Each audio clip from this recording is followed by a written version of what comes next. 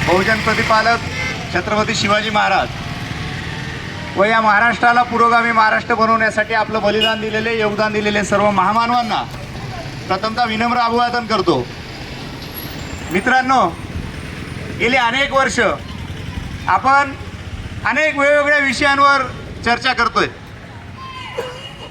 खरं म्हणजे आम्ही मराठा आहोत असं आम्ही फार अभिमानाने सांगत असतो आणि आम्ही शिवबाचे वारस आहोत असं त्यापेक्षा जास्त अभिमानाने सांगत असतो। पण सांगत असताना आपण छत्रपती शिवरायांचा इतिहास विसरत असतो। म्हणून आपल्याला आज हे दिवस आहे। छत्रपती शिवरायांनी व्यवस्थेला जाब विचारायला सुरुवात केली आणि स्वराज्य उभं राहिलं।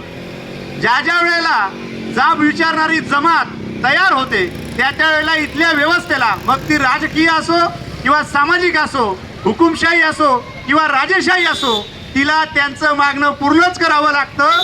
आपलं दुर्दैव असं आहे की आपण लढा समजून घेत नाहीत। जरांगे पाटलांच्या निमित्तानं चळवळीमध्ये काम केलेला, आंदोलनामध्ये काम केलेला एक चांगला कार्यकर्ता या निमित्तानं भेटला आणि आज मराठ्यांचा जोपर्यंत मराठा समाज चंद्रसूर्य आहेत तोपर्यंत हे जरांगे पाटलांचं नाव राहणार आहे।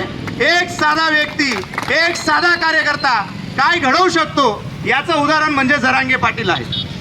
आज जर आपण इथं ज्या ज्या वेळेला वेगळ्या आम्ही विचारपीठांवर जातो, वेगवेगळ्या लोकांमध्ये जातो, समाजामध्ये जातो, त्यावेळेला मूळ मुद्द्यांना बगल देण्याचं काम केलं जातं। मूळ मुद्दे हे आहेत की ज्या ज्या वेळेला आम्ही चर्चा करतोय, आपण सहज एक टूम निघाली की राजकीय लोकांना आपण चौकबंदी केली, गावबंदी केली। पण या चौकबंदीमधून, या गावबंदीमधून आपण निवडून दिलेले जबाबदार राजकीय प्रतिनिधी मोकळे झाले आणि आपण रस्त्यावर आलो। दरवेळेला असं होतं की आम्ही रस्त्यावर येतो आणि राजकीय लोक मोकळे होतात। हे लक्षात घेतलं तर आम्हाला इथून पुढचा प्रवास सोपा होणार आहे। कारण ज्या लोकांना तुम्ही लोकसभेत पाठवलं, ज्या लोकांना तुम्ही विधानसभेत पाठवलं, त्या लोकांना जाब विचारणारे एकेका गावामध्ये बिगर राजकीय 10-10 मराठे तयार होऊ शकतात का? हा आता आमच्या पुढचा सर्वात मोठा प्रश्न आहे।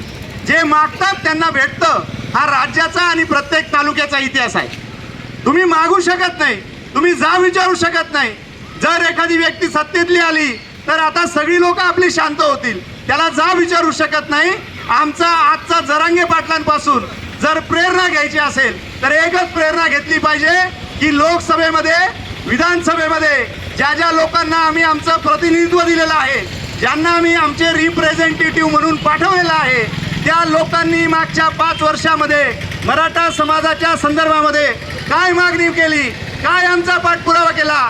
आम्ही ज्या वेळेला आरक्षण मागत नव्हतो, हा लढा क्रांती मोर्चानंतर ज्या वेळेला शांत होता, त्यावेळेला आम्ही निवडून दिलेले आमचे प्रतिनिधित्व करणारे, आमचं रिप्रेझेंटेटिव्ह मांडणारे या सत्तेतल्या लोकांनी त्या सत्तेमध्ये जाऊन विधान भवनामध्ये, लोकसभेमध्ये काय मुद्दा मांडला आणि काय प्रक्रिया केली हे लक्षात घेतलं पाहिजे।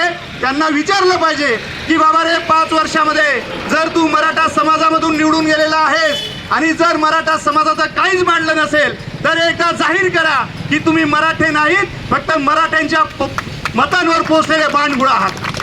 ही व्यवस्था आणि हा प्रश्न विचारण्याचा जेव्हा आमच्यात हिंमत येईल आणि जेव्हा आम्हाला भान येईल, तेव्हा खऱ्या अर्थाने आम्ही शिवबाचे वारस सांगण्याच्या लायकीचे असू, तेव्हा खऱ्या अर्थाने आम्ही मराठा म्हणवण्याच्या लायकीचे असू।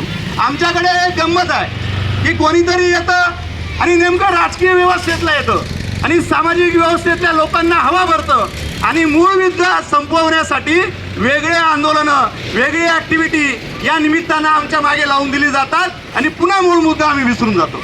आता जरांगे पाटलाच्या निमित्तानं हा खरा वाघ आपल्याला भेटलाय, जो मूळ मुद्दा खुट्टी ठोकून बसलाय आणि मूळ मुद्दा सोडत नाही। अनेक त्यांना प्रलोभनं दिली गेली, तुम्हाला 10,000 दाखले मिळाले, त्या 10,000 लोकांचं ओबीसी देतो, तात्पुरतं देतो, आता देतो, तेव्हा देतो। जरांगे पाटील म्हणतायत की सरसगट आम्हाला ओबीसी मध्ये आरक्षण द्या आणि ते सरसगट जाहीर करा। हा जो मूळ मुद्दा आहे हा देखील गावागावामध्ये लागला पाहिजे। क्रांती मोर्चाच्या वेळेला देखील आम्ही विचार सगळ्यांना सांगत होतो, विचार करत होतो की एकेका गावातून किमान 10-10 मुलं बिगर राजकीय, सामाजिक, जे आज हायेस्ट एज्युकेशन घेत आहेत, ज्यांना अधिकारी व्हायचं आहे, आज UPSCला आहेत, MPSCला आहेत, किमान त्या पोरांना तरी त्यांचा समज यावी, त्या पोरांना ही व्यवस्था समजावी, कारण भविष्यात ते व्यवस्था चालवणारे तयार होणार आहेत। ही राजकीय व्यवस्था कधीच आमची नव्हती, इथून पुढे सुद्धा नसेल. पण राजकीय व्यवस्थेला जर तुम्ही जाब विचारायला सुरुवात केली, माझ्या बांधवांना माझी कळकळीची विनंती आहे की मी हातावरचं पोट घेऊन राबणारा एक सर्वसाधारण कार्यकर्ता आहे, मराठा आहे. पण मला एक दुःख होतं की मूळ मोठी मोठी राजकीय क्षेत्रातल्या लोकांना देखील हे आत्मभान येऊ नये. अरे एकेका गावातली 10 लोक ज्या वेळेला जबाबदार लोकप्रतिनिधींना विचारतील ना की अरे आमच्या 5 वर्षात मागचं काय केलं ते जाहीर करा, अन्यथा तुम्ही मराठ्यांच्या बाजूने नाही हे सुद्धा जाहीर करा, यांना पळता भुई थोडी होईल. आज आरक्षणाचा प्रश्न संपून जाईल, आज हे आंदोलन क्रांती मोर्चासारखं संपून जाईल. पण पुढच्या वेळेला पुन्हा तुमची प्राजू मांडायला पुढची 5-10 वर्ष कोणीच सापडणार नाही. परत एकदा आम्हाला रस्त्यावर यावं लागेल, परत एकदा भांडावं लागेल. आणि ही परिस्थिती गेली 40 वर्ष अण्णासाहेब पाटलांनी स्वतःवर गोळी झाडून घेतली त्यावेळेला होती, नाना जावळे पाटलांनी ज्या वेळेला स्वतःचं बलिदान दिलं त्यावेळेला होती. प्रत्येक वेळेला या मराठ्याच्या पोरांनी आता या जरांगे पाटलांच्या निमित्तानं हे शिकून घेतलं पाहिजे की राजकीय व्यवस्था तुमच्या पाठीशी नसली आणि जर खरा विचार आणि छत्रपती शिवरायांचा ताठरपणा, सरेंडर न होण्याची प्रवृत्ती जर मराठ्यांमध्ये आली तर तो मराठा अख्ख्या यंत्रणेला वेठी धरू शकतो.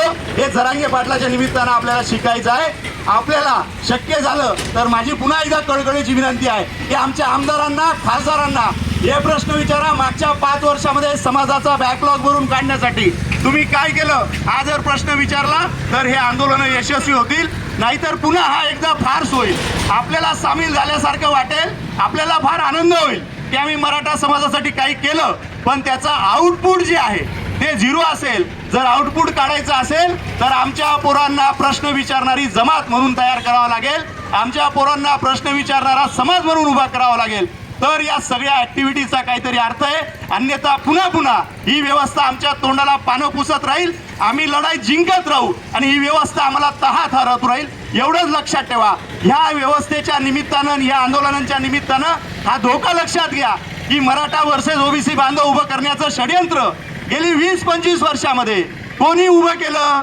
या गावगाड्यामध्ये राबणारा, सुखाने नांदणारा, एकमेकांच्या सुखदुःखामध्ये जाणारा हा ओबीसी समाज या इथल्या मराठ्यांच्या समोर उभं करण्याचं पाप कोणत्या राजकीय व्यवस्थेने केलं आणि कोणत्या राजकीय विचारधारेने केलं हे विचार करण्याची वेळ आलेली आहे.